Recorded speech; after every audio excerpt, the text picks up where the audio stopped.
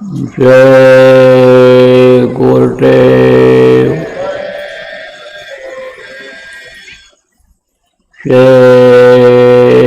गुरुदेव।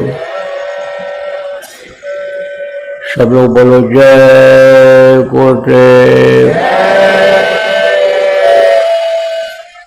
जय गुरुदेव। नाम किसका? जय गुरुदेव। नाम किसका? प्रभु का पावन नाम। प्रभु का पावन नाम। जय गुरुदेव।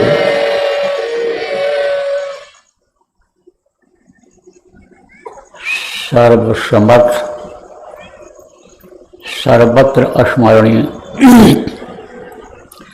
दाता दयाल दीनबंधु कृपा निधान परम पूज्य गुरु जी महाराज, उपस्थित सभी अदृश्य शक्तियाँ, प्रबुद्ध नागरिक, साधक, सत्संगी, नामदानी, धर्म प्रेमी बच्चियों एवं बच्चियों, गते 2082 कार्तिक 9 गते 26 अक्टूबर 2025 के प्रातःकाल की बेला में ध्यान भजन सुमिरन के बाद का समय नेपाल राष्ट्र का रूपन्देही का प्रमुख शहर भैरहवा की इस भूमि पर अपने लोगों को गुरु महाराज की दया कृपा से भारी संख्या में एक जगह बैठकर सुमिरन ध्यान भजन करने का ये अवसर मिला। जीवन में ऐसा अवसर कम मिलता है कि जब प्रेमी प्रेमी से मिलते हैं और प्रेमी एक साथ बैठ करके उस प्रभु को याद करते हैं, नामों का सुमिरन करते हैं, ध्यान करते हैं उनका, उनकी आवाज़ को सुनने के लिए भजन करते हैं। तो यह स्थान और यह समय महत्वपूर्ण है और आप सब लोग भी भाग्यशाली हो। हमारे भी भाग्य जगे कि आपके साथ बैठकर थोड़ी देर करने का ध्यान भजन सुमिरन हमको भी अवसर मिला। प्रेमियों, बराबर इसी तरह से आप सब लोग ध्यान भजन करते रहना, और ध्यान भजन अगर करोगे तो आवागमन से छुटकारा पा जाओगे। आवागमन किसको कहते हैं? आओ और जाओ, आओ और जाओ। जैसे घर में आते हो और घर से फिर बाहर चले जाते हो, फिर आते हो, तो यह आवागमन छूट जाए, शांति मिल जाए, सुकून मिल जाए, एक जगह स्थिर हो जाओ, रुक जाओ एक जगह। तो आवागमन कैसे छूटेगा? और आवागमन का मतलब और समझा देते हैं आपको। देखो, इस धरती पर जितने भी लोग हैं सब दुखी हैं, सब परेशान हैं। किसी भी देश में रहते हो, किसी भी राज्य में रहते हो, किसी भी गांव में रहते हो, शहर में रहते हो, लेकिन परेशानी सबको है।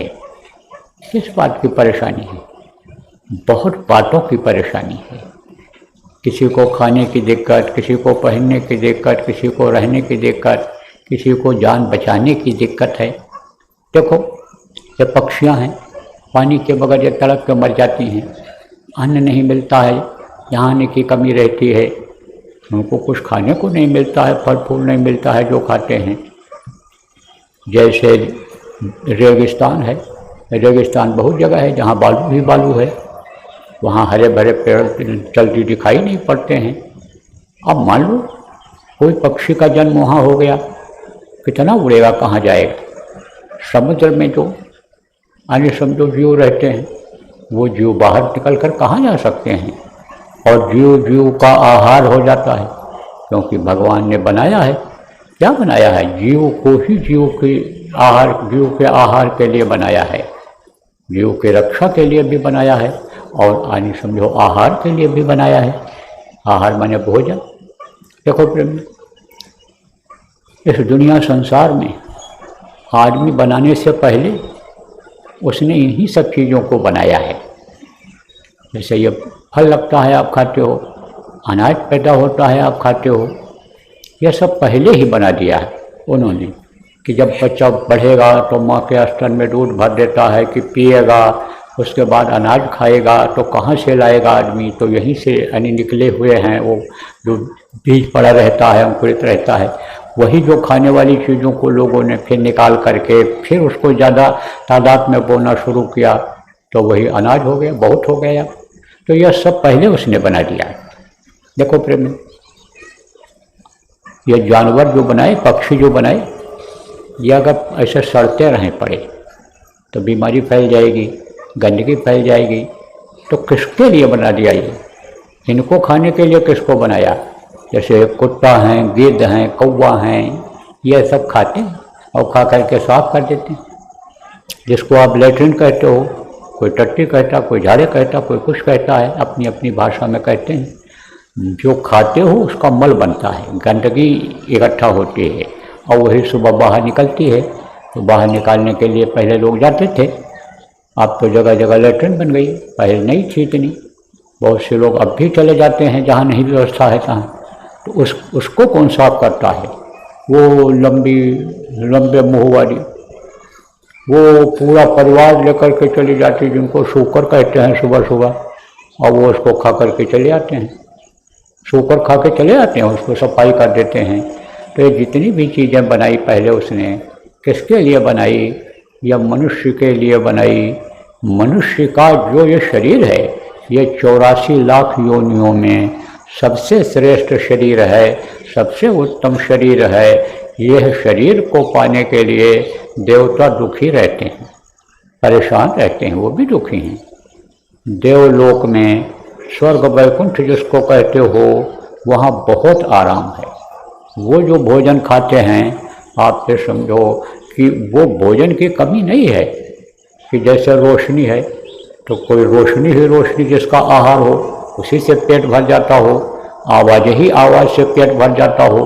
तो जहाँ आवाज़ ही आवाज़ है वहाँ कोई कमी रहेगी? नहीं रहेगी। जैसे कोई डेयरी खोल लेता है दूध का, अब उसके बच्चे तरसते हैं दूध के लिए, कितना भी दूध पिए वो बच्चा, गाय भैंस पालने वाले का बच्चा कितना भी पिए। अनाज की कमी जिसके यहाँ नहीं है, अन्न पैदा करता है, कितना भी वो खाए खिलावे। तो इसी तरह से वहाँ जो देवताओं का भोजन है अलग अलग है। सुगंधी, खुशबू, तो आपको बताया गया कि खुशबू की लहर चलती है। खुशबू खोजना नहीं पड़ता है कि चलो वहाँ बगीचे में खुशबू आ रही है, फूल के पास बैठ जाएं, रात को चलें, रात रानी का खुशबू वहाँ बगीचे में मिलेगा। खोजना नहीं पड़ता है, खुशबू की लहरें चलती हैं। तो बहुत आराम है वहाँ, कोई दिक्कत नहीं है उनको। लेकिन सिर्फ इस बात की दिक्कत है कि हमारी जीवात्मा की मुक्ति कैसे होगी, मोक्ष कैसे होगा, हम कैसे जन्म मरण से छुटकारा पाएंगे। क्योंकि उनको भी वो जगह खाली करनी पड़ती है, देवताओं को भी अपना लिंग शरीर खाली करना पड़ता है। ये नियम बना हुआ है। ये जरूर है कि समय उनका आप समझो कि ज़्यादा होता है जीने का। जैसे मनुष्य है, मनुष्य का जब समझो कि 100 साल होगा तो समझो कि पितरों का 1 साल होगा, और इनका जब 100 होगा तब आप समझो देवों का होगा 1 साल। उस हिसाब से उनकी उम्र रहती है, मनुष्य की उम्र रहती है, ऐसे उनकी भी उम्र रहती है। लेकिन उनको भी शरीर खाली करना पड़ता है। तो पूरी छीड़े बत्तलों के देखो, इस शरीर से अगर आप पाप करोगे तब तो नरकों में जाना पड़ेगा, मार पड़ेगी वहाँ। 22 प्रकार के नरक तो आप ये समझो कि बड़े बड़े हैं, और सब मिला के 42 प्रकार के नरक हैं। तो उनमें जाना पड़ता है, मार खानी पड़ती है, और एक दिन रहना पड़ता है, और लाखों वर्ष रहना पड़ता है। देखो 4 युग है, सतयुग, त्रेता, द्वापर और कलयुग। इन चारों की उम्र है।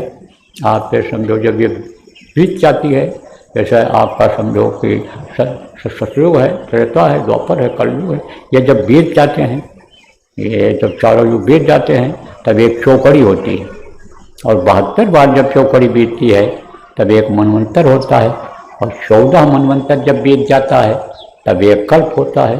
एक एक कल्प रहना पड़ता है, एक एक नरक में बहुत समय लगता है। फिर वहाँ जब सजा पूरी हो जाती है तब आसमान का उड़ने वाला पक्षी बना दिया गए, पानी में रहने वाले जानवर बना दिए गए, धरती पर चलने वाले पक्षी जानवर बना दिए गए। अब इसमें भटकते रहो, जान बचाते रहो, दुख झेलते रहो। बिल्ली से चूहा बचता है, बिल्ली कुत्ते से बचती है, कुत्ते शेर से बचते हैं, जान बचाते हैं अपनी। तो अब आप इस बात को समझो कि यानी दुख झेलना पड़ता है, इसमें तकलीफ झेलनी पड़ती है। तो जब आप ये समझो कि गलती बन जाती है, मनुष्य शरीर पाने का मतलब नहीं समझ में आता है, और गलती बन जाती है, पाप बन जाता है शरीर से, तब नरकों में जाना पड़ता है, मार खानी पड़ती है, वहाँ से छुटकारा मिलता है। तब क्यों ये पक्षी योनि यानी 84 लाख योनियाँ हैं। रोज मरो, रोज पैदा हो। देखो रात को कीड़े आते हैं, कहाँ? जहाँ लाइट जलती है, और कीड़े पैदा हुए, पक्षियाँ एक सफ़ेद सफ़ेद होती हैं, आती हैं, तुरंत खत्म हो जाती हैं। देखोगे नीचे तो ऐसे मरी पड़ी हुई मिलेंगी आपको, लाइट जहाँ जलती है उसके किनारे। तो दिन में कितनी बार मरते जीते हैं ये, 84 लाख योनियों में जाना पड़ता है। उसके बाद में फिर ये मनुष्य शरीर मिलता है। तभी तो कहा बड़े भाग्य मानुष तन पावा, सुर दुर्लभ सदगंठन गावा। बड़े भाग्य से ये मिलता है, कोटि जन्म जब भटका खाया, तब यह नर तन दुर्लभ पाया। करोड़ों जन्मों में भटकने के बाद, करोड़ों योनियों में भटकने के बाद तब यह मनुष्य शरीर मिलता है।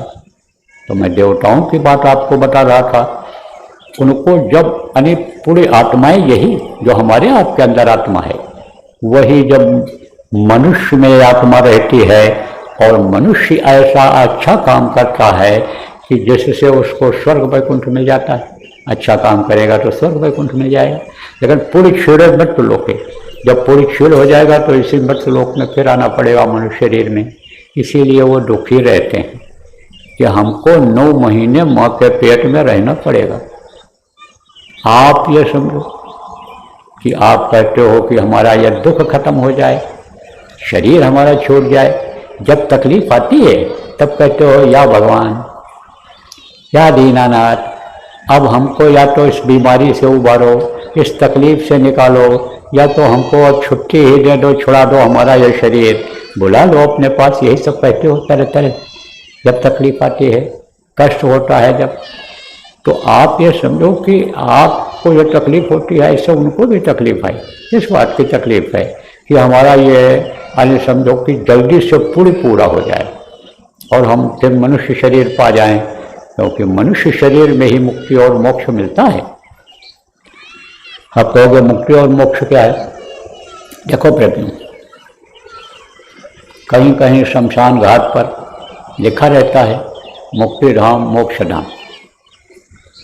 तो कोई मुर्दा लेकर के जब जाता है और जलाने में समय लग जाता है तो वापस लाता है? घर को कोई वापस नहीं लाता। कहता है इनको हम मुक्ति दिला करके, मोक्ष दिला करके तभी हम वापस आएंगे। तो ये शरीर की मुक्ति तो हो जाती है, लेकिन इसको जो चलाने वाली शक्ति है ईश्वर अंश जीव अविनाशी परमात्मा का यह अंश, बहुत छोटा सा टुकड़ा, इसकी मुक्ति नहीं मिल पाती है। इसको नरकों में जैसा बताया जाना पड़ता है, कर्म अगर शरीर से खराब हो गए और अच्छे कर्म भी मिले तो स्वर्ग और वैकुंठ में भेजते हैं, देवलोकों में भेजते हैं, और फिर वहाँ से फिर यहीं आना पड़ता है।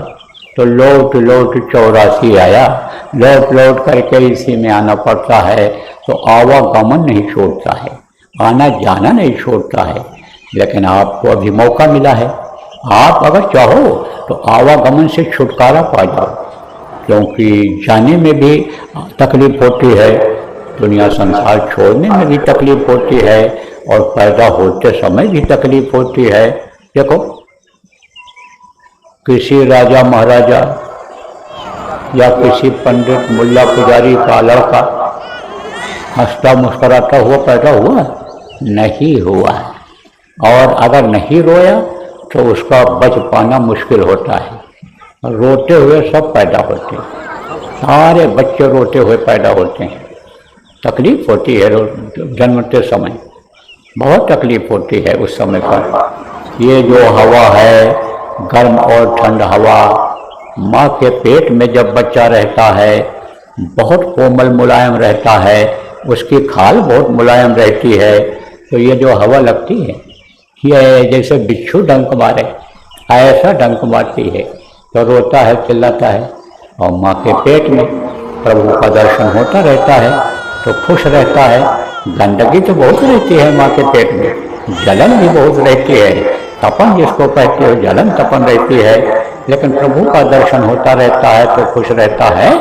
और बाहर जब निकलता है तो यह काल और माया का पर्दा पड़ जाता है, तो दर्शन होना बंद हो जाता है, तो रोता है, ये रोता है, बहुत रोता है। और तकलीफ होती है तब रोता है।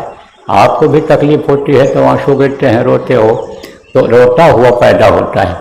और मरते समय भी बहुत तकलीफ होती है, हड्डी हड्डी चटकती है।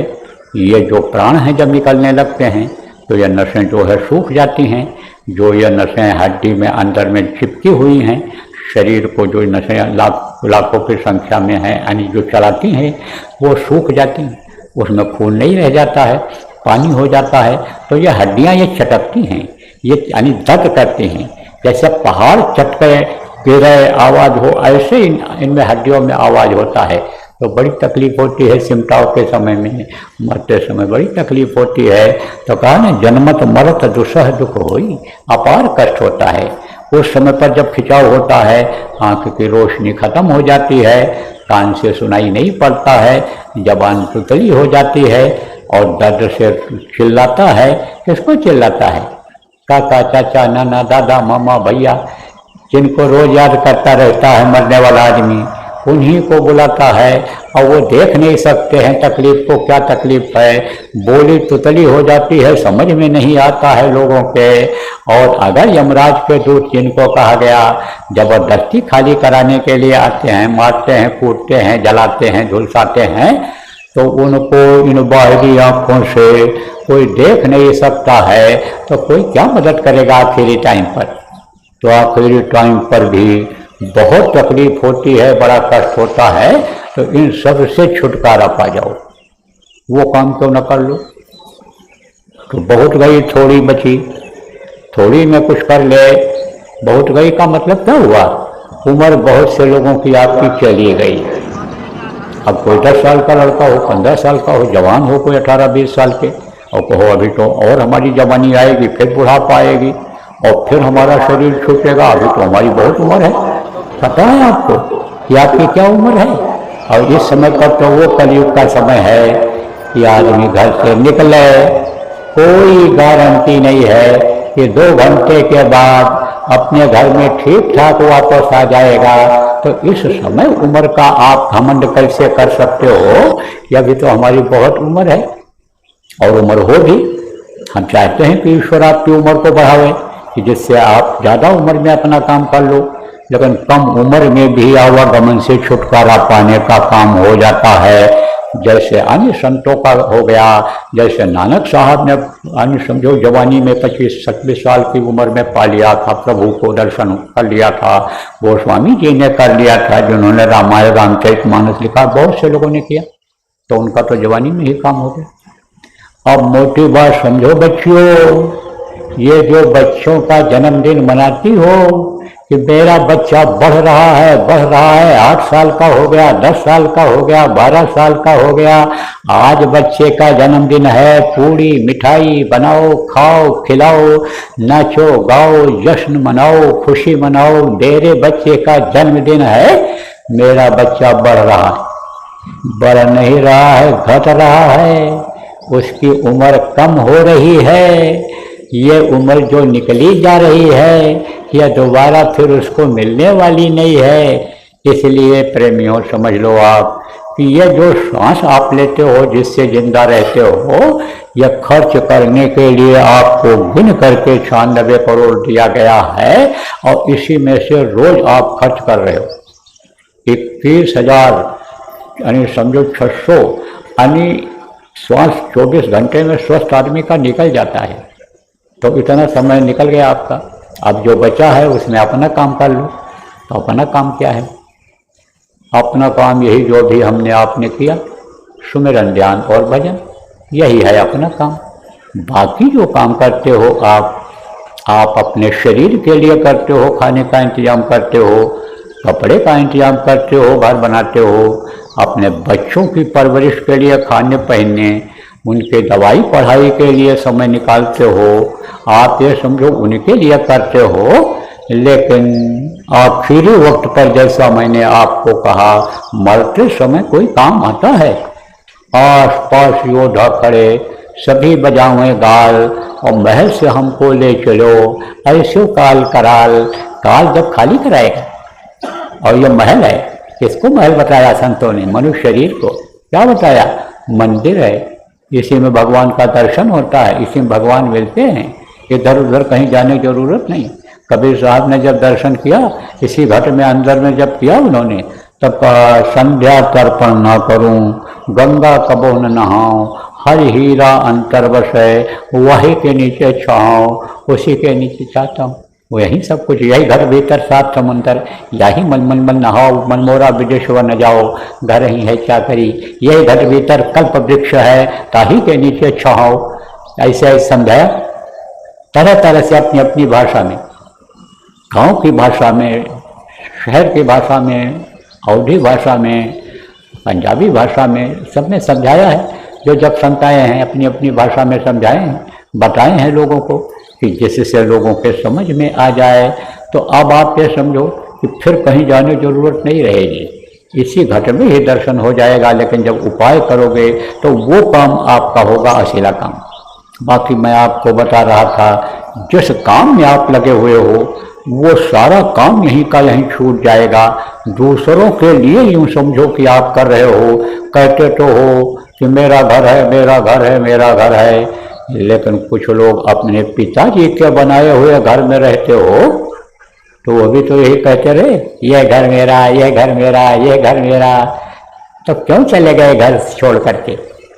वो था ना एक राजा था, घर बनाया बहुत बढ़िया, लोग देखने के लिए जाए तो महात्मा के पास जाया करता था। जब राजा लोग महात्माओं के पास जाते थे, शासक जो होते थे हुकूमत करने वाले, महात्माओं के पास जाते थे और सच्चे महात्मा जब मिल जाते थे और उस तरह का उनको रास्ता जब वो बता देते थे तो वो सब जगह कामयाब हो जाते थे, सब जगह कामयाब हो जाते थे। क्योंकि महात्मा जो होते हैं त्रिकालदर्शी होते हैं। त्रिकालदर्शी किसको कहते हैं? जो इस समय हो रहा उसको भी देखते हैं, आने वाला समय को भी देखते हैं, पीछे जो हो गया उसको भी देखते हैं। तो आगे आने वाले समय के हिसाब से आप ये समझो वो रास्ता बता देते हैं। जैसे देखो अब ठंडी शुरू हो रही है और आपको पता है कि भाई बच्चे को ठंडी लगेगी तो चलो पहले स्वेटर ले आऊँ, बाजार चल रहे हैं बच्चे के लिए। बरसात जब आती है तब कहते हो छाता ले आऊँ, स्कूल जाएगा बच्चा। तो जानकार हो ना, ऐसे महात्मा जानकार होते हैं।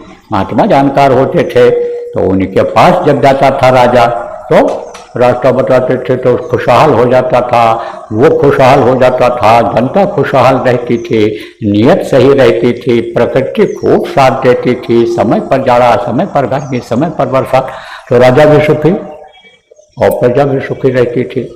पहले के समय में ऐसा था। तो अब आपको मैं बता रहा था प्रेमियों, मुख्य रूप से ये समझो आप कि आपका ये जो समय है वो निकलता चला जा रहा है और जो भी काम आप करते हो आखिरी वक्त पर यह काम आने वाला नहीं है और यही मकान, यही घर एक दिन इससे आपको बाहर निकाल देंगे। तो राजा की बात मैं बता रहा था, मकान बनाया और महात्मा के पास भी जाता था। तो महात्मा जी से एक दिन कहा कि सरकार घर बनाया है, आपका चरण पड़ जाए। नहीं बोले। फिर कुछ दिन के बाद बोला, फिर नहीं बोले। तो सिफारिश लगवाया नज़दीक के सेवादारों से, तब बोले अच्छा चलो चलते हैं। गए तो लोग महल के पास जब पहुँचे तो देखें तो कहें बहुत सुंदर महल है, और था भी। बहुत पैसा खर्चा किया, बाहर से कारीगर मंगाया दूसरे देशों से, सामान मंगाया दूसरे देशों से। और महात्मा जी जब गए तो राजा सब दिखाता रहा पूरा, कुछ नहीं बोले। तब राजा ने कहा, सरकार मकान में कोई कमी है? आप कुछ बता नहीं रहे हो। बोले कमी है, भारी कमी है। बोले क्या कमी है? तो कहा कि ये बताओ कि यह मकान तुमने किस लिए बनाया? बोला रहने के लिए। कौन रहेगा इसमें?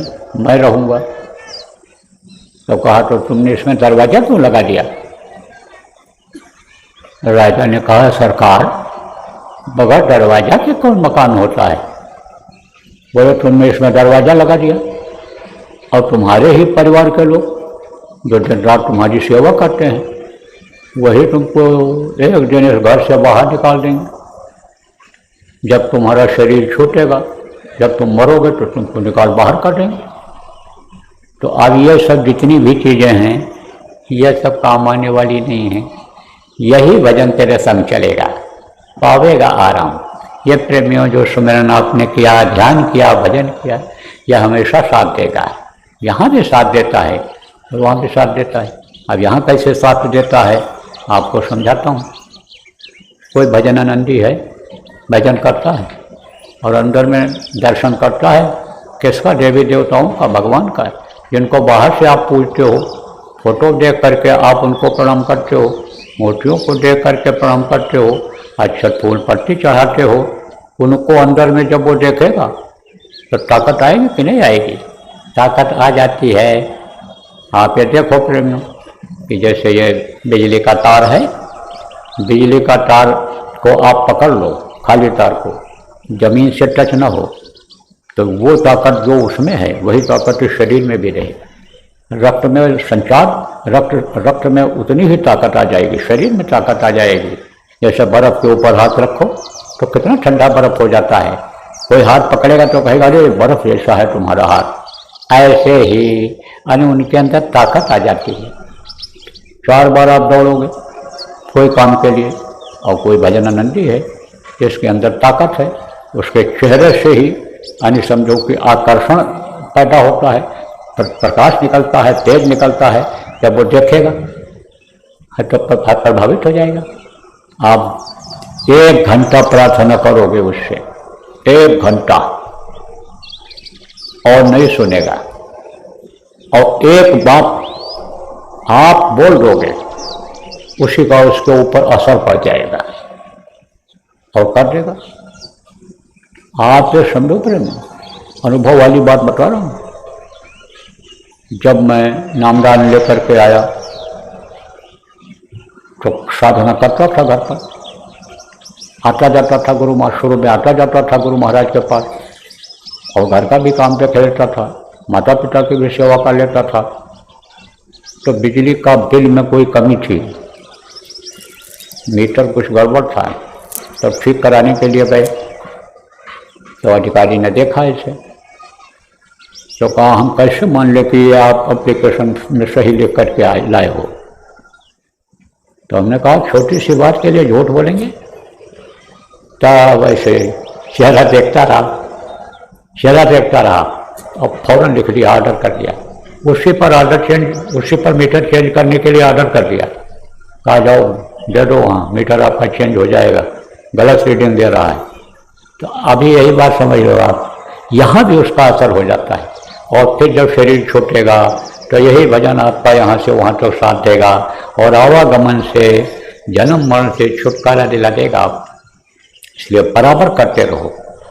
हम देखते हैं कि आप लोग, बहुत से लोग अभी सीख नहीं पाए हो, और ये जो गांव की औरतें हैं या तो मेरी बात को समझ नहीं पा रही और या तो कुछ के करना नहीं चाहती हैं, क्योंकि इनकी आदत यही बनी हुई है कि कहीं भी चले जाओ, कोई कह दे पेड़ पर जाओ मत्था पटक दो तो तुम्हारा दुख दूर हो जाएगा, तो वहीं मत्था पटकती रहेंगी, जाती रहेंगी।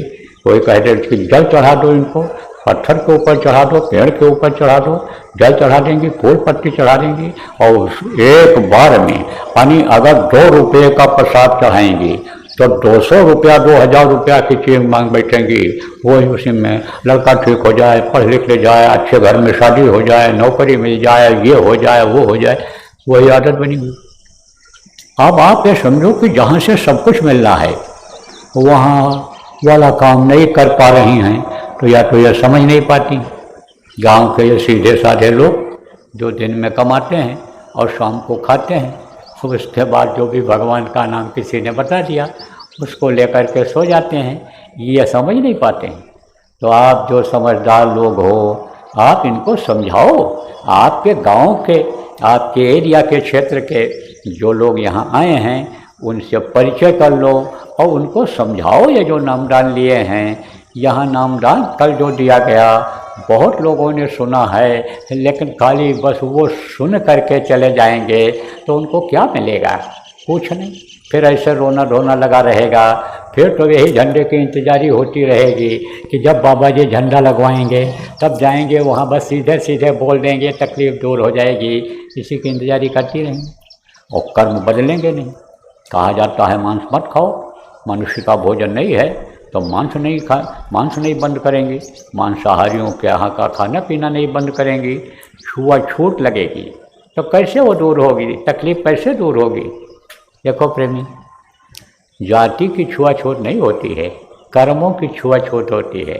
और ये जाति की छुआछूत कैसे बनी कि जो यानी समझो कि नहीं लोग करते थे काम को, जिसको गंदा काम समझते, उसको जो करता था उसको कहते थे कि भाई यह हाथ पैर नहीं धोता है, यह सफाई नहीं करता है, इससे पूजा पाठ में हमारी दिक्कत आएगी, तो इसका यह नाम रख दो। तो उसका दूसरा नाम रख दिया। और जो पूजा पाठ करते थे, ब्रह्म जाना सा ब्रह्मणा, ब्रह्म का दर्शन करते थे, वही ब्राह्मण कहलाते थे। जो रक्षा करते थे क्षत्रिय कहलाते थे। जो यानी सबकी व्यवस्था बनाते थे, यानी वो यानी समझो कि यानी वाणिज्य कहलाते थे, यानी वैश्य कहलाते थे। आप समझो ये जो और काम करते थे शूद्र कहलाते थे। तो ये जाति की छुआछूत इसमें नहीं लगती है, कर्मों की छुआछूत लगती है।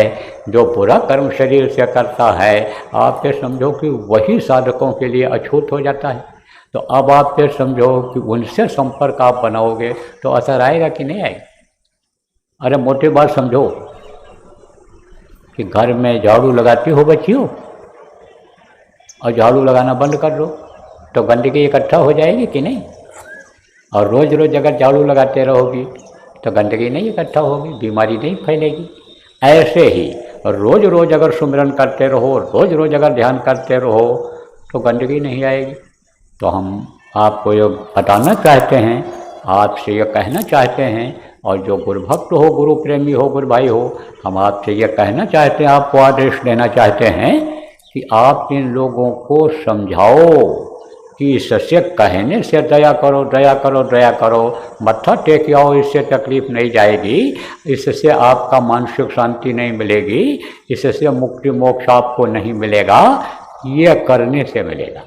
तो उनको नामदान समझाओ, उनको सुमिरन समझाओ, उनको ध्यान समझाओ, उनको भजन समझाओ, उनको साधना शिविर लगा करके उसमें बैठने का तरीका बताओ, उसमें बैठो। यह परोपकार होगा आपका। सबसे बड़ा उपकार यह है, कहते हो ना कि भूखे को रोटी खिला दो, भोजन करा दो, इससे पूरी मिलेगा। मिलता भी है। कोई भूखा है और उसका पेट भर दो, खिला दो, जो भी हो आपके पास रूखा सूखा खिला दो, तो कहता है धन से, पुत्र से, परिवार से बढ़ो, लक्ष्मी सदा सहाय करें, कभी कमी न होने पावे। आपने मेरा पेट भर दिया, भूखे को खिला दिया, तो उससे पुण्य मिलता है। और धर्म किया धन ना घटे। जब यह धर्म में आप लगा देते हो तो धन घटता नहीं है, लक्ष्मी बढ़ती जाती हैं कि भाई यह लोगों को भोजन कराता है, भूखे को रोटी खिलाता है, पेट भर देता है, तो उसका फल मिलता है। आप ये समझो। तो ये फल जो है ये तो सब यहीं रह जाता है, लेकिन जो आत्मा को भोजन कराता है वो फल हमेशा उसके साथ रहता है, हमेशा मदद करता है, मुसीबत में भी मदद करता है। कैसी मुसीबत? जैसे आप जा रहे हो और कोई गाड़ी उधर से आ रही है, आपने ध्यान नहीं दिया, अब वो जो पुड़ी है वो आपको रोक देगा पर से, रुक जाओ। जब ठोकर ही लग जाएगी पैर में तो रुक जाओगे और तब तक गाड़ी निकल जाएगी। तो जान बच गई कि नहीं बच गई? ठोकर लगी, गड्ढे में पैर पड़ा टेढ़ा हुआ और थोड़ी देर के थोड़ा सा आप रुके और गाड़ी सड़क से आगे से निकल गई आप, तो जान बच गई कि नहीं बच गई? तो यह पुड़ी है, ये काम देता है। क्या काम देता है? ये जान बचाने में काम कर देता है, मुक्ति मोक्ष में काम देता है, सुकून शांति में काम देता है, धन पुत्र परिवार की बढ़ोतरी में काम देता है। इसलिए इस काम में लगो जितने भी सत्संगी हो। देश दुनिया के सत्संगियों से आज मैं इस नेपाल की धर्म धरती पर अपील करता हूँ कि इस काम में अब आप लोग लगो, क्योंकि नामदानी बहुत हो गए लेकिन कर नहीं पाते हैं, करते नहीं हैं, तो करवाने की इनको जरूरत है। अब एक बंधन होता है, किस चीज़ का बंधन? जैसे गाय पालते हो, बैल पालते हो, घास लगी हुई है तो गले में लंबी रस्सी बांध करके और खूंटा गाड़ करके बांध देते हो। अब बैल या गाय खाता हुआ ऐसे घास, अच्छी अच्छी घास चला जाता है, लेकिन जब और आगे बढ़ने लगता है तो वो रस्सी खींचती है, अब फिर वो घूम करके उसी में आ जाता है। तो एक सीमा होती है, एक बंधन होता है। तो जब इनको बंधन में बांध दोगे, इनके दिमाग में यह बात आ जाएगी कि साधना शिविर में बैठना है, तब यह बैठेंगे, तब लोग बैठेंगे। इसीलिए साधना शिविर लगाई जा रही है कि साधना शिविर में बैठें लोग। देखो प्रेम, ये जो तीज त्यौहार आते हैं यह समय से आते हैं, तो आप उत्साह से उसको मनाते हो। मुहूर्त रहता है कि इतने टाइम उठोगे तो स्नान करोगे, नदियों में जाओगे, तब उसका फल मिलेगा। यह मुहूर्त है कि भाई आप आज त्रयोदशी है, आज जो है शिवरात्रि है, तो जाते हो आप जल चढ़ाते हो शिव जी को, फूल पत्ती चढ़ाते हो, प्रसाद चढ़ाते हो, तो उसका समय होता है, मुहूर्त होता है। ऐसे यह साधना करने का अच्छा मुहूर्त है, अच्छा मुहूर्त है। बहुत ठंडी जब बढ़ जाएगी तब फिर नहीं हो पाएगा, ज़्यादा गर्मी हो जाती है तब भी नहीं जल्दी होता है। तो ये समय आपको दोनों तरह का मिल रहा है। देखो दिन में गर्मी रहती है, शाम को धीरे धीरे ठंडी बढ़ रही, फिर ठंडी बढ़ेगी तो दिन में भी ठंडी बढ़ जाएगी। तो ये समझो कि करीब 2.5 महीने का समय दिया गया है आपको साधना शिविर लगवाने का, साधना करने का। यह समय जब निकल जाएगा तो फिर आके हाथ आएगा नहीं, और फिर समय मिले ना मिले जीवन में। इसलिए इसमें साधना शिविर लगवाओ जगह जगह पर। घर में ही लोगों को समझाओ, प्रेरणा दो आप कि भाई घर में ही आप समय निकालो, दिन में यानी ज़्यादा समय निकालो। थोड़ा समय जो निकालते हो, घंटा 2 घंटा, आप उसके अलावा भी दिन में कई बार बैठो। काम की छुट्टी कर दो, एक दिन जो छुट्टी रहती है यानी किसी भी दिन हफ्ते में, उस दिन आप सब लोग इसमें समय दो। तो इसको अगर करा ले जाओ आप और बच्चियों पर ले जाओ, तो इसी से आपका सब काम बन जाएगा। एक साधे सब सधाए और सब साधे सब जाए। वो था ना एक बेचारा बड़ा गरीब था, माँ अंधी थी और लड़के भी नहीं थे उसके, बहुत दुखी रहता था। तो किसी ने कहा कि विष्णु भगवान सबके पालन करता है, सबको देते हैं, वो उनकी करो तुम पूजा, उनका ध्यान लगाओ। तो ध्यान लगाया तो जाकर सत्य संदेह हो, ताज मिलन में कर संदेह हो। गोस्वामी जी महाराज ने कहा सच्ची भावना से, सच्ची इच्छा रख के, संकल्प बना करके जब कोई काम करता है आदमी अच्छा काम, तब उसमें सफलता मिल जाती है। जैसे आपने यानी परमार्थ के लिए ये देखो कार्यक्रम आयोजित किया, अब आपने ये सब व्यवस्था बना दिया, लोगों को बुला दिया, बहुत से लोग सुन रहे हैं और जो बातों को पकड़ लेंगे खुश हो जाएंगे, माला माल हो जाएंगे। ऐसे ही इच्छा अच्छे काम के लिए करके जो चलता है उसमें सफल हो जाता है। तो इच्छा किया उसने कि भाई हमको विष्णु भगवान का दर्शन हो जाए, तो हो गया, खुश हो गए हो। तुमने हमको पाने के लिए बहुत मेहनत किया, तपस्या किया, तो कहा अब हम तुमको वरदान देंगे, लेकिन एक ही वरदान मिलेगा, कुछ भी तुम मांग लो। तब उसने सोचा क्या मांगे, माँ अंधी है, गरीबी साथ नहीं छोड़ रही है। गरीब घर में ही पैदा हुआ लेकिन गरीबी नहीं जा रही है। जवानी आ गई, शादी ब्याह हो गया लेकिन गरीबी नहीं जा रही है। लड़का भी कोई नहीं पैदा है हो रहा है, क्या करूं, कौन सा वरदान मांगूं। तो विष्णु भगवान से हाथ जोड़ा और कहा आज रोज माफ़ी दे दो, कल मांग लेंगे, मौका दे दो सोचने का। बोले ठीक है, 24 घंटे का समय दिया है, अब तुम जाओ और कल फिर यहीं आना, ध्यान लगाना इसी जगह बैठ करके, तो कल मांग लेना, कल मैं दर्शन दूंगा अंदर में आपको। उनका दर्शन इन बाहरी आंखों से नहीं हो सकता है, अंदर में होता है।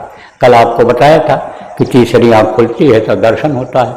आज जो नए लोग आप आए हो उनको 12 बजे से जो सत्संग होगा उसमें बता दिया जाएगा, उसमें यह नामदान दे दिया जाएगा, तो तीसरी आँख से दर्शन होता है।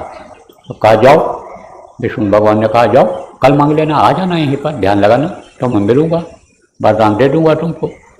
आया तो सोचा कि चलो सबसे पहले पत्नी से पूछते हैं, अर्धांगिनी है, गृहस्थी को चलाने में मदद करती है, दुख सुख में हमारे शामिल रहती है, घर की लक्ष्मी है, तो सबसे पहले उससे पूछा जाए। पूछा, बोल क्या मांगूं, एक वरदान मिलेगा। उसने कहा मेरे पति देव एक बच्चा मांग लो, मेरी भी किस्मत खुल जाए। बांझ बांझ बांझ जो लोग कहते हैं, यह बांझपन खत्म हो जाए। कहते हैं इसका मुंह नहीं देखेंगे बांझ है, तो हम भी मुंह दिखाने लायक हो जाएं। घर में कोई दीपक जलाने वाला हो जाए भविष्य में, तो एक पुत्र रत्न मांग लो। पुत्र को रत्न कहते हैं, जैसे हाथ को रत्न कहते हैं। जिससे जो चाहो सो कमाओ, जो चाहो सो करो। आप ये समझो कि कबीर यह तंजात है, सकत तो ठोर लगाओ, का सेवा कर साध की, का गुरु के गुण गाओ। कबीर साहब ने कहा उम्र जा रही है, खत्म हो रही है, आप इससे सेवा कर लो, आप नाम की कमाई कर लो, आप समझो वो दौलत पालो, या इस शरीर से पाप कमा के नरक चले जाओ। समझाया संतों ने तरह तरह। तो अब आप ये समझो प्रेमियों कि कहा पुत्र रत्न एक मांग लो, पुत्र मांग लो। फिर सोचा लाओ माँ से पूछें, माँ ने हमारी बड़ी सेवा किया है, माँ से पूछें, माँ ने पाल पोष के बड़ा किया है और माँ से कोई उद्धार नहीं है। कितनी भी सेवा माँ की जाए, पिता की जाए तो थोड़ी है। माता पिता और गुरु को नहीं भूलना चाहिए। तो गया माँ से कहा, माँ बताओ क्या मांगूं, एक वरदान मिलेगा। माँ ने कहा बेटा तो मेरी यही इच्छा पूरी करा दे कि मैं भी दुनिया देख लूँ, जन्म की अंधी हूँ, मुझे तू दुनिया दिखा दे, मैं भी देख लूँ किस तरह की है। तो बेटा मेरी आँख मांग ले, देख बेटा तेरे से मुझे बड़ी उम्मीद है। बच्चों की सेवा लोग क्यों करते हैं, उम्मीद के साथ करते हैं कि अब बड़ा हो जाएगा, पढ़ लिख ले जाएगा, जब हम कमा नहीं पाएंगे तब यह कमा करके लाएगा, खिलाएगा। जब हमारी तबीयत खराब होगी, बुढ़ापा का असर आएगा, हाथ पैर में दर्द होगा तो हाथ पैर दबाएगा, दवा लाएगा। उम्मीद के साथ ही तो करते हो। आप अगर बच्चे पर ध्यान नहीं दोगे, यही बच्चे नालायक निकल जाएंगे तो आपको घर से बाहर निकाल देंगे। जब बुढ़ापा आएगी, कुछ नहीं करने लायक हो गए, तब कहेंगे खांसी आ रही, खुर्रा रहा है, दवा लाकर ठीक कराने के बजाय कहेंगे ये थूक देते हैं, गंदा कर देते हैं, इनको बीमारी हो गई, बच्चों को लग जाएगी, तो अलग वहाँ फूस के घर पुआल की छाया में वहाँ लटाएंगे। लेकिन अगर आपने ध्यान रखा, भजन ध्यान अगर कराते रहे, सुमिरन ध्यान कराते रहे, सत्संगों में लाते रहे, संस्कार उनके अच्छे बन गए, तो वो आखिरी दम तक आपकी सेवा करेंगे। उनके समझ में जब ये आ जाएगा कि हम जब सेवा करेंगे तो हमारे बच्चे भी, उनके ऊपर, बच्चों के ऊपर असर पड़ेगा, और जब हम बुढ़े माँ बाप की सेवा करेंगे और हमारी बुढ़ापा जब आएगी तो देख करके सेवा को हमारे बच्चे भी हमारी सेवा करेंगे। तो सत्संग में जब आएंगे ये सब बातों की जानकारी हो जाएगी, तब वो बच्चे नहीं बिगड़ेंगे, सेवा करेंगे। तो माँ ने कहा उससे कि बेटा तू मेरी आँख मांग ले, बड़े उम्मीद के साथ तुझको मैंने पाला पोसा है, 9 महीने मैंने पेट में रख करके तुमको ढोई, इधर से उधर गई, और उसके बाद मैं तुमको बड़े तकलीफ के साथ, दर्द के साथ पैदा किया और तेरा पालन पोषण किया। मैं लेटी जब तू पेशाब करता था तो गीले में लेटती थी, तुझको सूखे में करती थी। बेटा तेरी मैंने बड़ा सेवा किया, तो मेरी एक इच्छा यही पूरी करवा दे। आंख मांग ली। कहा चलो पिता से पूछते हैं। पिता के पास गया, कहा पिताजी क्या मांगू, एक वरदान मिलेगा। तब पिता ने कहा बेटा मैं भी देख लूँ रईसी क्या चीज होती है, बड़े आदमी लोग किस तरह से रहते खाते सोते हैं, बेटा तू धन मांग ले। और बड़े चक्कर में 4 आदमियों का परिवार और 3 आदमी के विचार एक जैसे नहीं। सोचने लगा करें तो क्या करें अब, लेकिन यह भी सोचा कि समय निकल जाएगा तो कुछ हाथ आएगा नहीं। समय निकाल देते हो आप, बहुत से लोग बैठे गप मारते रहते हो, इधर उधर घूमते रहते हो, घंटों मंजन घंटों दतून करते रहते हो, घंटों नहाते रहते हो, बहुत समय बर्बाद कर देते हो। अब वो समय फिर भजन के लिए मिलेगा, फिर तो कहोगे चलो नहाओ धो जल्दी करो, खेत में चलो, खाओ पियो, चलो नौकरी पर चलो, काम पर चलो। तो उसने कहा समय निकल जाएगा तो फिर हाथ आएगा नहीं, इसलिए चलो चलते हैं, वहाँ जो समझ में आ जाएगा वही चीज़ मांग लेंगे। जा रहा था, उधर से एक महात्मा जी आ रहे थे। जब उनको देखा तो उनका पैर छुआ, तो उन्होंने चेहरे को देखा। महात्मा जो सच्चे होते हैं जान जाते हैं, पहचान जाते हैं कि अंदर में इसके कितनी तकलीफ है और क्या है। कहा ना कि संत न देखें चाल कुचाल, वो परखें अंतर का हाल। अंतर का हाल परख जाते हैं। तो देखा जब, कहा बेटा तू दुखी लग रहा है, तेरे चेहरे पर शिकन आ रही है, तुझको कोई तकलीफ है? कहा महाराज हमको यह तकलीफ है। उस समय पर, पहले के समय में लोग झूठ नहीं बोलते थे। अब तो झूठ है लेना, झूठ है देना, झूठ है भोजन, झूठ चबैना। झूठ का जामा पहन लिया, झूठ का कपड़ा पहन लिया, झूठ का मोल लगा लिया, ताज लगा लिया झूठ का, आपके पगड़ी बांध लिया झूठ का। तो जब सच छोड़ोगे तो सच्चिदानंद मिलेगा? नहीं मिलेगा।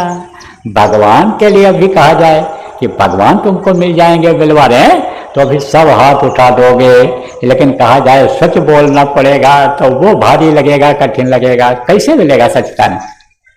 तो उस समय पर लोग झूठ नहीं बोलते थे। प्राण जाय बर वचन न जाय। राजा हरिश्चंद्र का इतिहास बता रहा है कि उन्होंने जो वचन दे दिया उसका पालन किया, वचन जो दे देते थे उसका पालन करते थे। देखो यह भी इतिहास मिलता है कि मूछ का एक बाल निकाला और गिरवी रख करके रुपया 1,50,000 ले आए, और देने वाले को विश्वास कि ये मूछ का बाल रख करके जा रहा है, यह हमारा रुपया वापस कर जाएगा, उसी पर दे देते थे रुपया। और आजकल देखो नोट भी लिख देते हैं, एग्रीमेंट भी कर देते हैं, और फिर मांगने पर उसी के खिलाफ मुकदमा दायर कर देते हैं। तो कैसे चलेगा ये? यानी समझो कैसे रहेगा इस धरती पर धर्म? और धर्म का ह्रास होगा तो परिवर्तन होगा, और परिवर्तन होगा तो मरेंगे बहुत। देखो जब जब परिवर्तन हुआ, बदलाव हुआ त्रेता में, बहुत मरे। आप समझो 1,00,000 पूत और 1,25,00,000 नाती रावण के थे, सब खत्म हो गए। द्वापर में बदलाव हुआ, परिवर्तन हुआ, युग बदला तो 11-19 सेना खत्म हो गई। युद्ध हुआ, महाभारत हुआ, तो बहुत मरते हैं, परिवर्तन होता है। तो कहा कि उसने जब देखा, महात्मा ने जब देखा इसको, तो कहा बेटा तू दुखी है? कहा हाँ दुखी हूँ महाराज। किस लिए दुखी है? तो बताया कि ऐसी ऐसी समस्या है हमारे सामने। तो कहा जब समस्या आई और 3 विचार आए, औरत ने और कहा, माँ ने और कहा, पिता ने और कहा, तो तूने अपने गुरु से नहीं पूछा? गुरु तो सब जानते हैं, और गुरु जो रास्ता बताते उस पर चलता, तो उनसे पूछ करके मांगता। तब उसने कहा महाराज मैंने तो गुरु किया ही नहीं। और गुरु नहीं किया? और गुरु बिन भव तरह न कोई, जो विरंची शंकर सम होई। चाहे ब्रह्मा या शिव के समान कोई हो, लेकिन बगैर गुरु के नहीं पार हो सकता है। तो तू कैसे पार हो पाएगा गुरु के बगैर। और कबीर साहब ने तो यहाँ तक कहा कि निगुरा मुझको ना मिले और पापी मिले 1000, एक निगुरा के शीर्ष पर लख पापी का भार। उन्होंने कहा जो निगुरा होता है वो जो नामदान नहीं लेता है, लाख पापियों का बोझा होता है, वो उतारना जरूरी होता है। और पाप की गठरी जब सिर पर रहेगी तब पूरी आत्मा कैसे बन पाएगा वो, इसलिए वो पाप तो खत्म करना, जलाना जरूरी होता है। तो वो था होशियार, समझदार था। उसने फट से पैर पकड़ लिया महात्मा जी का और कहा महाराज अब हमको इतने जल्दी और गुरु कहाँ मिलेंगे, आप ही मेरे गुरु बन जाओ। तो कहते हैं ना शरण में जो आ जाता है, समर्पण जो कर देता है, उसको तजा नहीं जाता है, ठुकराया नहीं जाता है। तन धन धाम बाम सुत जाई और तजिया नता है शरण जोई। आप लोग रामायण पढ़ते हो तो इसलिए रामायण के आधार पर, रामचरितमानस के आधार पर आपको समझा रहा हूँ, उदाहरण देकर समझा रहा हूँ कि आपके समझ में आ जाए, क्योंकि पढ़े लिखे लोगों के समझ में कम आता है, वो तर्क वितर्क करते हैं, इसलिए आपको उदाहरण देकर समझाता। तो कहा गया तन धन धाम बाम सुत जाए, तन चला जाए, धन चला जाए, स्त्री चली जाए, परिवार चला जाए, सब कुछ चला जाए, लेकिन जो शरण में आ जाए उसको तजना नहीं चाहिए, उसकी जो हो सके ज़्यादा से ज़्यादा मदद करनी चाहिए। तो जब पैर पकड़ लिया और कहा महाराज आप ही मेरे गुरु बन जाओ, आप ही हमको रास्ता बता दो। तब उन्होंने कहा अच्छा देख जैसा मैं कहूँ वैसा ही जा कर के तू कहना। कहा वैसा ही कहूँगा। तब कहा महात्मा जी ने कि जा करके तू ध्यान लगाना, जब अब विष्णु भगवान का दर्शन हो तब उनसे यह कहना कि हमको एक वरदान दे दो आप, कि हमारे 7 मंजिला मकान पर सोने की छतरी के नीचे चांदी के कटोरा में दूध भात मेरा लड़का खाए और मेरी मत खाए। केवल एक वरदान दे दो बस, कि मेरे 7 मंजिला मकान पर सोने की छतरी के नीचे चांदी के कटोरा में दूध भात लड़का मेरा खाए और मेरी मत खाए। बस केवल एक वरदान यही दे दो, मेरे माँ को यही दिखा दो। अब आप सोचो कि धन नहीं होगा तो 7 मंजिला मकान बनेगा, सोने की छतरी लगेगी, चांदी का कटोरा आएगा, और लड़का नहीं होगा तो दूध भात खाएगा कौन, और माँ की आंखें नहीं सही होंगी तो माँ देखेगी कैसे। तो कहते हो ना कि एक तीर में 100 शिकार, ऐसे ही समझ लो कि एक ही साधे सब सद है और सब साधे सब जाए। एक उपाय आपको गुरु ने बता दिया, जो बता दिया गया आपको इसको करो, तो इसी से प्रेमियों सब सध जाएगा। तो देखो ज़्यादा समय अब नहीं, क्योंकि अभी फिर आपको बैठना है और दैनिक क्रिया करनी है आपको अपना। और अभी आज फिर आप जो रह गए हो आप पूछ लो पुराने लोगों से, सुमिरन ध्यान भजन सीख लो और ये आप लिख लो, और नहीं तो इस कार्यक्रम 12 बजे के बाद का तो फिर चली चला का हो जाएगा। और खाली भी करना है, जाना है, हम लोग भी आने जाने जाएंगे, यहाँ रहेंगे थोड़ो, कई दिन तक नहीं रह सकते, क्योंकि वहाँ कार्यक्रम आपके लगा हुआ है नेपालगंज में, परसों वहाँ कार्यक्रम शुरू है। तो अब आपके समझो वहाँ जाना है तो अब फिर चली चला हो जाएगा। इसलिए अभी थोड़ा जो समय है उस समय में आप लोग सब सीख लो, और जो गांव के लोग हो, जो तहसीलों के लोग हो, जिला के लोग हो, जो आप यहाँ आए हो, आप अपनी योजना बना लो और यही अवश्य निश्चित कर लो कि कहाँ कहाँ साधना शिविर लगेगी, कौन कौन लोग अपने घर में बैठ करके साधना करेंगे, क्योंकि यह मुहूर्त खाली न जाए आपका। हम तो बता के जा रहे हैं, लेकिन फिर आपको समय मिले न मिले, इसलिए आप कर लो, इसको योजना सब बना लो। तो अब हम एक प्रार्थना बोलेंगे और उसके बाद यह कार्यक्रम संपन्न हो जाएगा। और फिर 12 बजे से पहले 11:30 बजे घंटी बजाएंगे ये लोग और आवाज़ लगाएंगे कि भाई समय हो रहा है और आप आकर के यहाँ बैठ जाइए। तो आप आकर के यहाँ बैठ जाना और फिर आपको सुना दिया जाएगा और नामदान आपको दे दिया जाएगा, अनमोल चीज़ दे दी जाएगी जो रुपया पैसा धन दौलत से नहीं खरीदी जा सकती है और सब जगह मिल नहीं सकता है, सबको अधिकार भी नहीं रहता है इन नामों को बताने का, नामदान देने का। तो आपको वो गुरु महाराज की दया कृपा से उनके आदेश से दे दिया जाएगा। और फिर आप अपना समझ करके घरों पर करते रहना। जो नए लोग आप आए हो, समय निकाल लो, समय तो निकालना पड़ेगा। छुट्टी नौकरी करते हो तो मिल जाएगी। एक दिन दुकान अगर आप बंद भी कर दोगे तो नुकसान आपका कुछ नहीं होगा। देने वाला देता है, अजगर करे न चाकरी, पंछी करे न काम। दास मलू का कह गए सबके दाता राम, वो देता है, गुरु महाराज देंगे। अब कहोगे कल आज का खामियाजा, आज की बिक्री का कल हमको झूठ बोलना पड़ेगा, बेईमानी करना पड़ेगा, चोरी करना पड़ेगा, तब हमारी आमदनी होगी। ये सब आप कुछ मत करना। अरे बिक्री बढ़ जाएगी आपकी, और जब बिक्री बढ़ जाएगी तो मुनाफा अपने आप बढ़ जाएगा। इसलिए देने वाले का बड़ा लंबा हाथ है। देने वाला कहीं न कहीं से दे देता है, और देता है तो खूब देता है। कहते ना, जब भगवान देने लगते हैं तो छप्पर फाड़ कर देते हैं। छप्पर फाड़ कर छप्पर बनाते थे, अब कभी समझ लो कि ये लिंटर डालते हैं तो समझ लो लिंटर फाड़ के देता है देने वाला, जब बरसाता है देता है।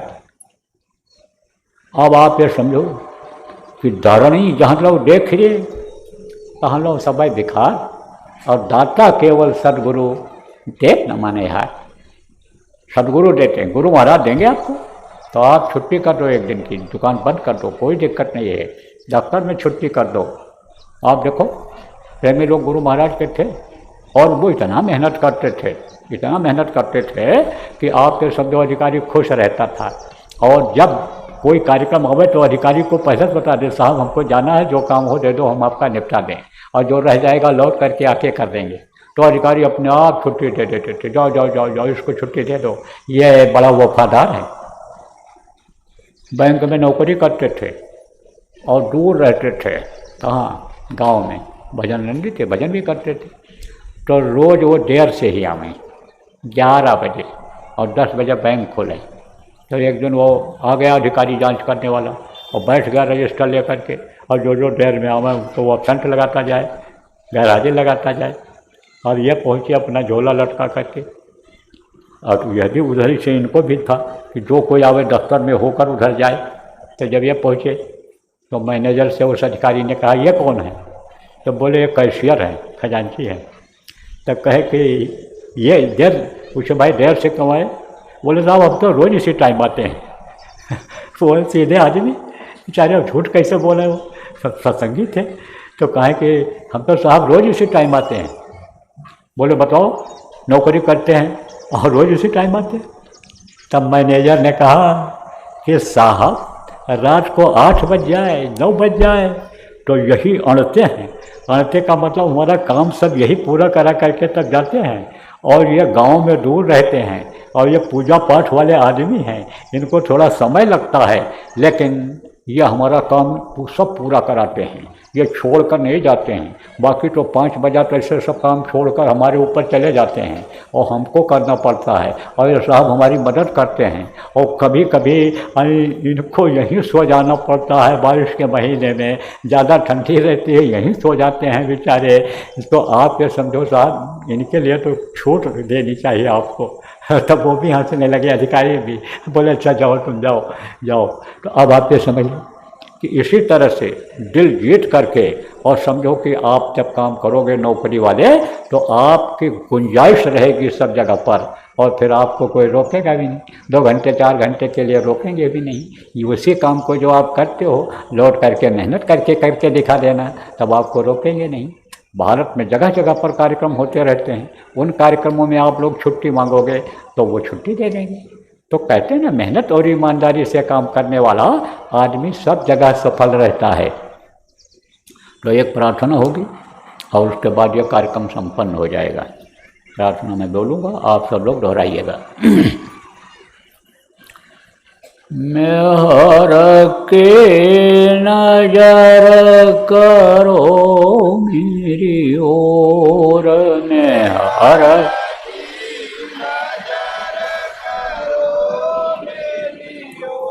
मेहर के नजर करो मेरी ओर,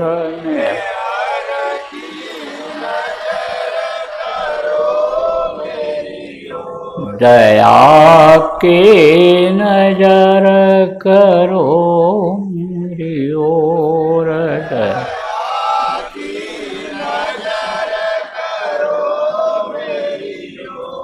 निश दिन तुम्हें निहारूं सतगुरु, निश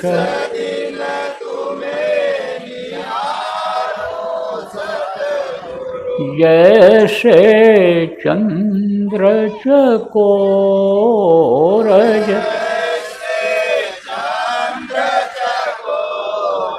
दया के नजर करो मेरी ओर,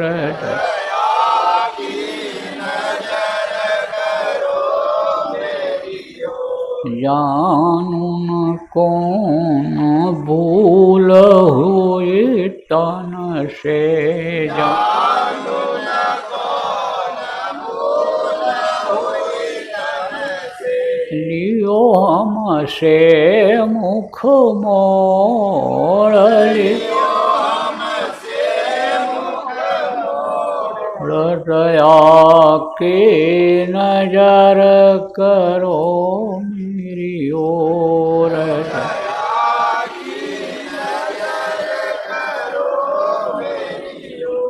बालक जानी शोक बिसराओ,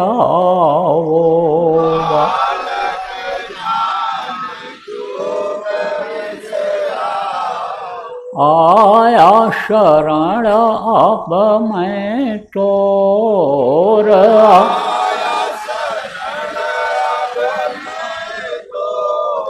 दया के नजर करो मेरी ओर, दया के सदा दयालु स्वभाव तुम्हारा,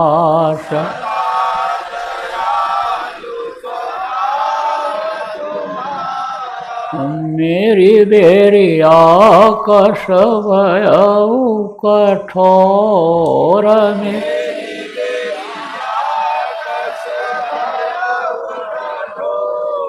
दया के नजर करो मेरी ओर,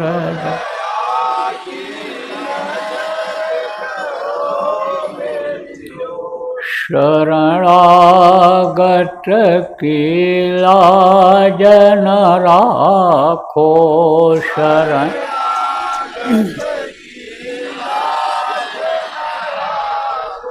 मोह पतित अब जाए कहीं और,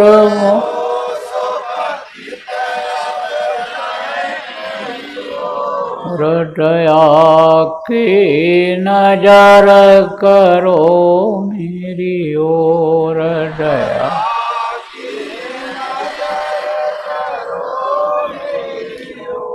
अब की बार उबार लेव जो,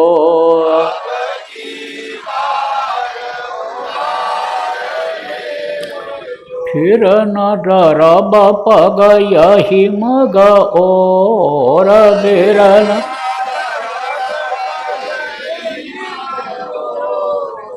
दया के नजर करो मेरी ओर, दया के नजर करो, हर के नजर करो मेरी ओर,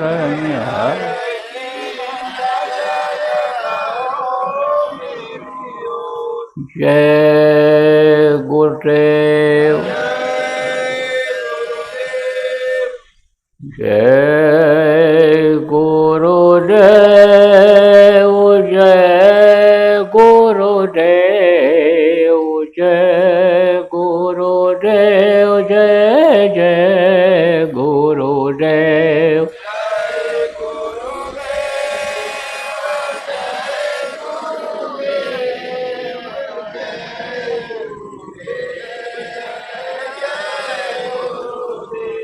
जय गुरुदेव जय गुरुदेव जय गुरुदेव जय जय गुरुदेव।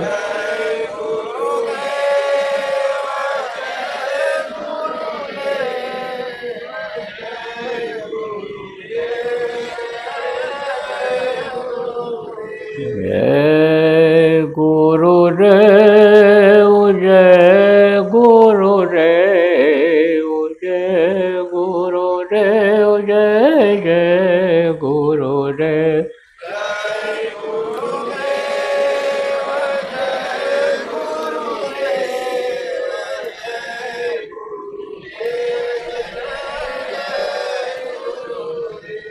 इसी तरह से वक्त के इस जगाए हुए जय गुरुदेव नाम की ध्वनि बोलनी है। इससे बहुत से तकलीफ़ों में आपको आराम मिलेगा, सुकून शांति जिसको कहते हैं मिलेगा। तो इसको याद कर लेना सब लोग। बोलो जय गुरुदेव।